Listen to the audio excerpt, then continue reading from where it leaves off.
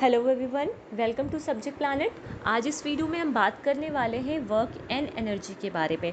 Part 1 में हम work पूरा डिस्कस करने वाले हैं एंड पार्ट 2 में हम एनर्जी को डिस्कस करने वाले हैं। ठीक है, इस वर्क को पढ़ने से पहले हमें दो चीज़ें पता होनी चाहिए। एक बेसिक डिफरेंस हमें पता होना चाहिए, जो डेली लाइफ में जितने भी हम वर्क कर रहे होते हैं, ठीक है, उन्हें उसमें और जो साइंस के टर्म्स में जो हम वर्क यूज़ करते हैं, दोनों में डिफरेंस क्या होता है। ठीक है, हम इस वीडियो में पूरा उसी के बारे में डिस्कस करने वाले। डेली रूटीन के वर्क लाइक कुकिंग, बाथिंग, ठीक है, studying, carrying a bags and कई सारे ऐसे वर्क होते हैं जिन्हें हम लोग एक्चुअली में क्या बोलते हैं कि हाँ ये वर्क हैं, लेकिन ये वर्क की कैटेगरी में फॉल नहीं करते। ये क्या होते हैं, एक्टिविटीज़ होती हैं। ठीक, तो फिर वर्क क्या होता है साइंस के टर्म्स में? हम वर्क क्या होता है, work is said to be done only when applied force produces a motion. मतलब वर्क कब होगा, जब किसी ऑब्जेक्ट पे हम फोर्स को अप्लाई करें। ठीक है, जब किसी ऑब्जेक्ट पे हमने फोर्स को अप्लाई किया और बॉडी क्या कर गई, डिस्प्लेस कर गई from one point two another. तो इस साइंस के टर्म्स में इस केस में क्या हुआ है, वर्क डन हुआ है। Like moving a chair from one location to another.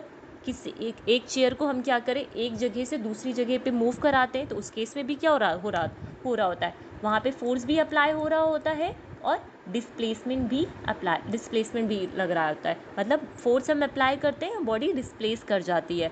For example lifting a book को लिफ्ट करना from the shelf and placing it on the table. तो इस केस में भी क्या हो रहा है, हमारा फोर्स और डिस्प्लेसमेंट दोनों ही काम कर रहे हैं। In all these situation we are applying a force on an object which is then changing the state of rest और मोशन ऑफ द ऑब्जेक्ट। मतलब ये जो केसेस हैं वहाँ पे हमने क्या देखा, जब चेयर को पुश कर रहे हैं तो वहाँ पे हम फोर्स को भी अप्लाई कर रहे हैं, जिसकी वजह से वो पहले किस पोजीशन पे थी, जो चेयर थी पहले किस पोजीशन पे थी, रेस्ट पोजीशन पे थी। उसके बाद वो किस पोजीशन पे आ गई,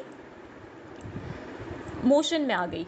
ठीक, तो यहाँ पे क्या हो रहा है, उसका पोजीशन चेंज हो रहा है। So we can conclude that work is done if and only if force is apply. जब फोर्स को अप्लाई करेंगे and if the object is displaced from one point to another point, these are also called the condition of work done, right? For example, ये एक horizontal plane है।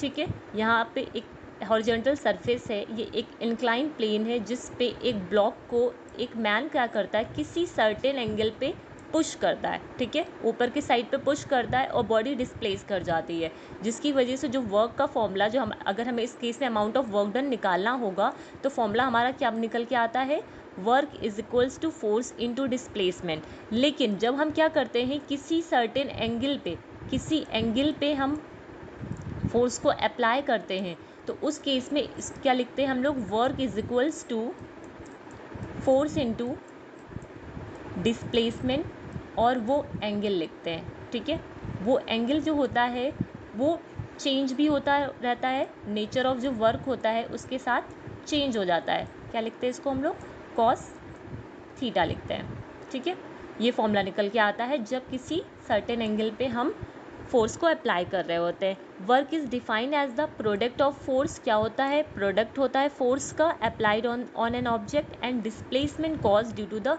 Applied force in the direction of the force. Work is a scalar quantity. इसकी जो unit होती है वो क्या होती है, न्यूटन मीटर और जूल होती है। ठीक, पहले उस केस में हमने क्या देखा, जब किसी सर्टेन एंगल पे क्या होता है, बॉडी फोर्स लग रहा होता है और उसी डायरेक्शन में अगर बॉडी मूव कर जाती है। ठीक है, जिस एक बॉक्स है, इस डायरेक्शन पे अगर यहाँ पे हमने अगर फोर्स को अप्लाई किया, ठीक है, और बॉडी क्या करती है, इसी डायरेक्शन में अगर मूव कर जाती है, तो ये जो केस है, ये केस कौन सा है, पॉजिटिव वर्क डन का केस है। ये केस कौन सा है, पॉजिटिव वर्क डन का केस है। Depending upon the direction of displacement and force applied, the nature of work done में वेरी। ठीक है, जो नेचर होता है वर्क डन का वो वेरी करता है। There are the three cases of the work done, positive work done, negative work done and zero work done.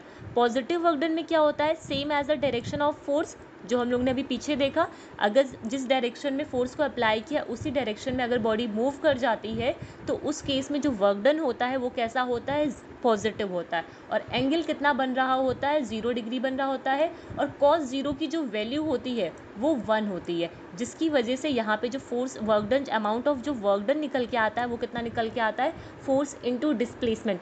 ये जो केस होता है, ठीक है, ये जो फर्स्ट केस है, यहाँ पे क्या हो रहा होता है, मैक्सिमम वर्क डन हो रहा होता है। फॉर एग्जाम्पल इसको और अच्छे से समझना है तो इसमें समझते हैं। ये एक टेबल है, यहाँ पे कोई टॉय रेस्ट पोजीशन पे रखा हुआ है, ठीक है। इस गर्ल ने क्या किया, इस डायरेक्शन में फोर्स को अप्लाई किया, ठीक, और बॉडी ने क्या किया, ये टॉय इसी डायरेक्शन में मूव करके आ गया, तो ये कैसा वर्क डन है, पॉजिटिव वर्क डन है। पॉजिटिव वर्क डन कैसा होता है, मैक्सिमम वर्क डन होता है, ठीक है। मैक्सिमम वर्क डन अगर पूछा जाता है किस केस में होता है, पॉजिटिव वर्क डन में होता है। इन दिस कॉस थीटा की वैल्यू कितनी होती है, 0 डिग्री होती है। Now negative work done, negative work done की अगर बात करते हैं तो opposite as direction of the force, यहाँ पे क्या होता है, नेगेटिव वर्क डन होता है और थीटा की वैल्यू कितनी होती है, 180 डिग्री होती है। कॉस 180 कितना होता है, -1 होता है, ठीक। जैसे एक रफ सरफेस है, ठीक है, रफ सरफेस तो ऑब्वियसली बात है, यहाँ पे क्या होगा, फ्रिक्शन होगा, ठीक है। जब इस बॉक्स पे इस डायरेक्शन में फोर्स को लगाया गया, ठीक है, तो बॉक्स ने क्या किया, इधर से भी फोर्स लगाया, ठीक, तो इस डायरेक्शन से फोर्स लगा और बॉक्स ने इधर से भी, ठीक है।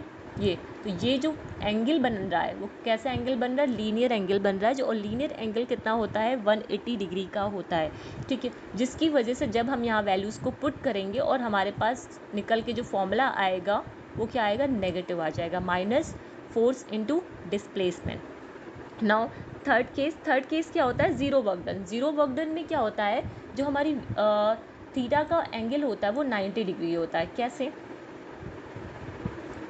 जीरो, ये मैन है, इसने क्या किया है, एक एक पैकेट को कैरी कर रखा है। फोर्स किस डायरेक्शन में लग रही है, इस डायरेक्शन में लग रही है। डिस्प्लेसमेंट किस डायरेक्शन में है, इस डायरेक्शन में है।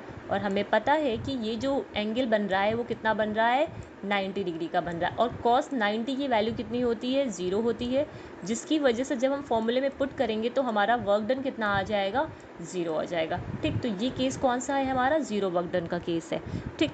3 केसेस हो गए, positive work done, negative work done and zero work done. Positive work done में क्या होता है, मैक्सिमम वर्क डन होता है। अगर मैक्सिमम वर्क डन की बात करें तो कौन सा वर्क डन, तो कौन सा केस होता है, पॉजिटिव वर्क डन होता है। अगर मिनिमम वर्क डन की हम बात करें, ठीक है, तो नेगेटिव वर्क डन होता है। पॉजिटिव वर्क डन कहाँ पे होगा, मैक्सिमम वर्क डन कहाँ पे होगा, पॉजिटिव केस में होगा।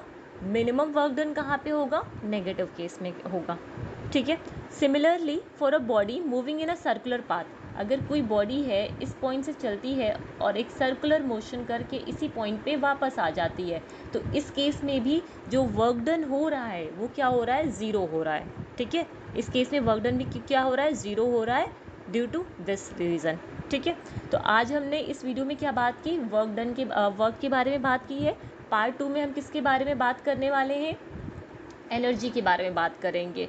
एनर्जी में क्या देखेंगे, एनर्जी क्या होती है, फॉर्म्स ऑफ एनर्जी क्या होती हैं, ठीक है, उसके यूजेस के बारे में बात करते हैं। Okay, thank you.